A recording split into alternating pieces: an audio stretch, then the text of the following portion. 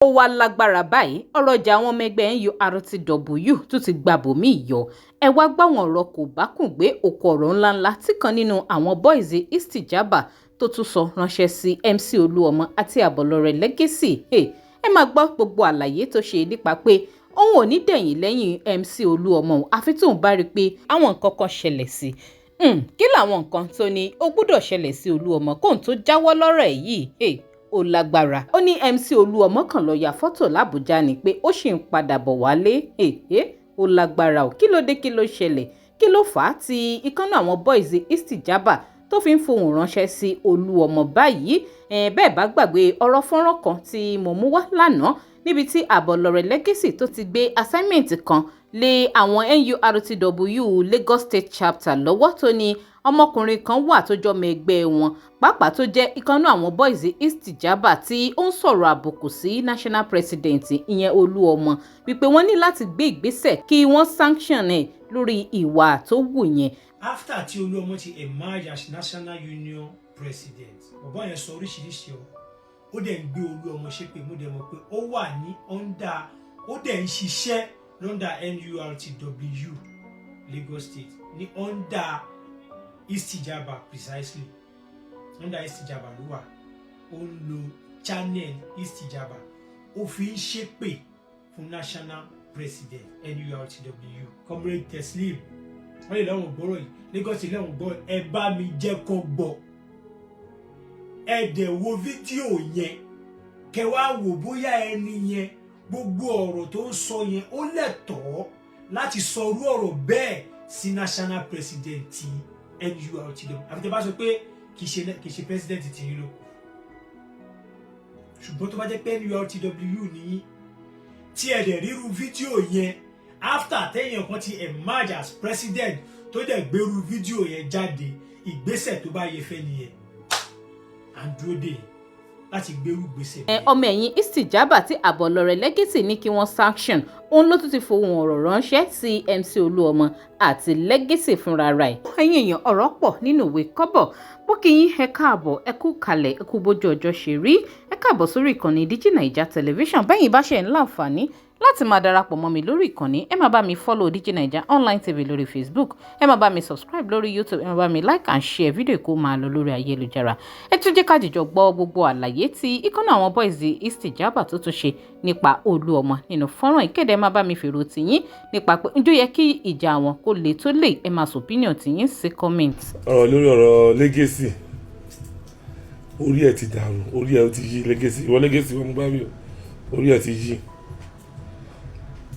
Mo rí fídíò kan ní kọ́ fún mi ní suspension letter, query letter. Ṣé query letter ṣe láti Àbújá ló ti máa kọ́ wà ní àbíbò, kò sí iye mi nítorí pé ó gọ̀. Ṣé èmi ò ní branch mọ́? Ọ̀gá ẹ̀ Goliath Oluomo jẹ́ dárúkọ ẹ̀ kó bá lè gbọ́.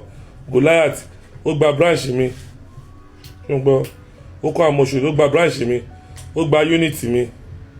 Mi ò ní branch, mi ò ní unit, ó gba gbogbo ẹ̀. Ó wá kọ́ àwọn ọmọ oṣù sórí iṣẹ́ mi for over 2 to 3 years nísìn. For over 3 years to 2 to 3 years nísìn. Ó kọ́ àwọn oṣù sórí iṣẹ́ mi.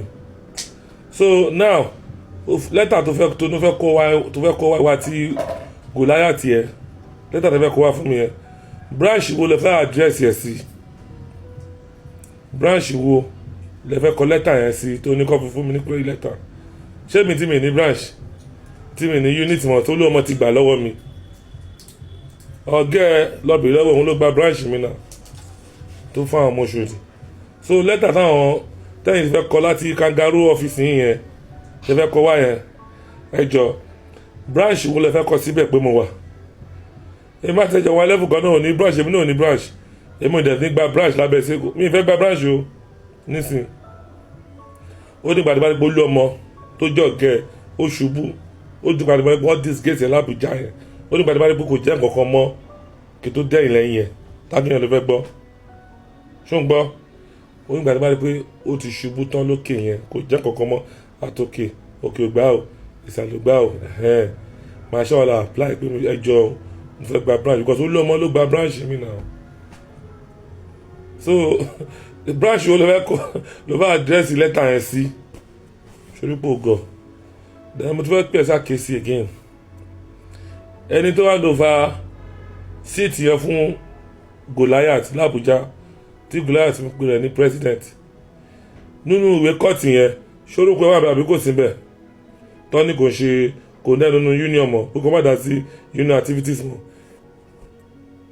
ẹni tó hand over fún Goliath l'Abuja tí Goliath ń pè rẹ̀ ní president nínú ìwé kọ́ọ̀tì yẹn nínú ìwé judgement appeal court yẹn ṣórúkọ ẹni yẹn ò sí bẹ́ẹ̀ ni pé kò má dá sí union activities automatically dákọ̀ orúkọ ẹni yẹn wà ń bẹ̀ pé ẹni má dá sí union activities òun ló wá hand over fún Goliath ṣorí pé Goliath ò ṣe president ṣorí pé fake president ni so mo kàn fẹ́ pèsè àwọn àkéésì kan tó mọ̀.